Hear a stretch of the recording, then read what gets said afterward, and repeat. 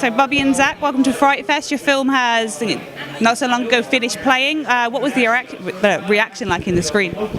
I think it was great. You could feel a room sometimes, and it's scary for a while because you're not sure how it's going to play, but you can feel a room, and we were really excited.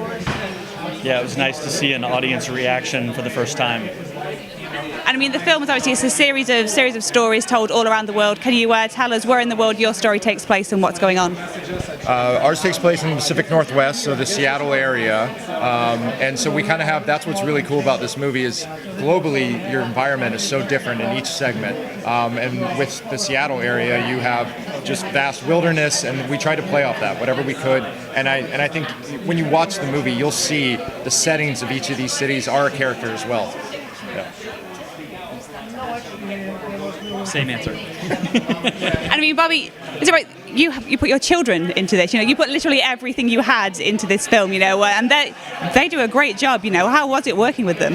Thank you. Yeah, they were 3 and 5 years old when we shot this, and it was tough. But it was weird because in the very beginning, I kind of turned this project down because it was the first time I'd get to spend more time with my kids in very influential years, and so because I would travel a lot, and then we started thinking backwards, and we came up with kind of a Lord of the Flies take. What if I could make this with them? And so we spent several months together as a family doing this as a project. My wife is a still photographer, which was very helpful to have around. She was an incredible help. I couldn't have done it without her. And then just everybody working together. And I think the kids, they got this lesson on what Dad does for a living, and that was really neat. And his wife got to play a dead body. Yeah, that is her under the sheet. Nice. I mean, obviously, I think it's for me. It was like one of the standout stories, and I think it is in part because of the children as the protagonists. How early on did you guys realize that was the way you wanted to tell the story? Immediately. Yeah. We wrote the story with them in mind. We basically crafted it around his house and his kids.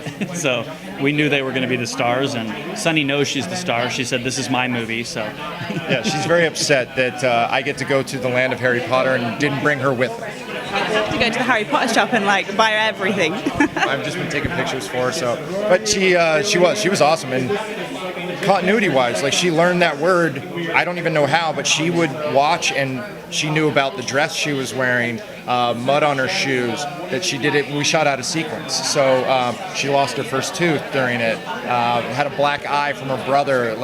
There were all these weird family experiences behind the scenes, but which made it even more special. I mean, now you guys have had the chance to see the film as a whole. What did you guys think of what everybody else had made? I thought it worked together really well. I thought Nathan did a great job of letting the filmmakers be filmmakers and have their own ideas, but then he helped us tie it together.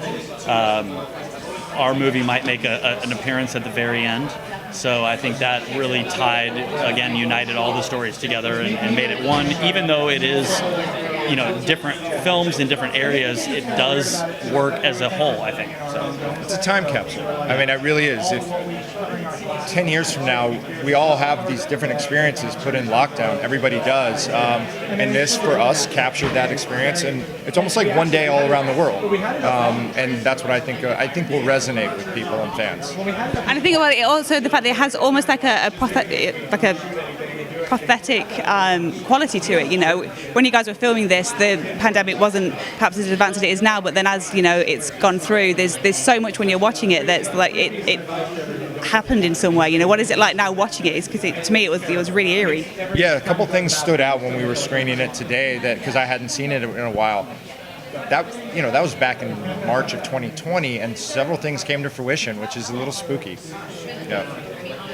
Yeah, I think it gave us a reminder of that was the very beginning of all of this, and so it really let us have an opportunity to do something creatively and kind of get our mind off of everything that was going on. I think it was the perfect timing for a film like this. And what are you guys working on now that this is in the bag? Well, we're excited because this fall feels like the return of Halloween, and I think because a lot of our original movies are set in the haunt world, we're excited that the haunt community, the haunted houses will reopen this year. And so we've been working hard through quarantine. We're going to launch a site in September called hauntsociety.com, and so we're going to do an entire directory for the entire world of haunted houses, showcasing scare actors, videos, stuff like that. So we're excited for that because it's a little bit off the beaten path for us, but we're really enjoying it. And enjoy the rest of your festival. Thanks for Thank having you. us.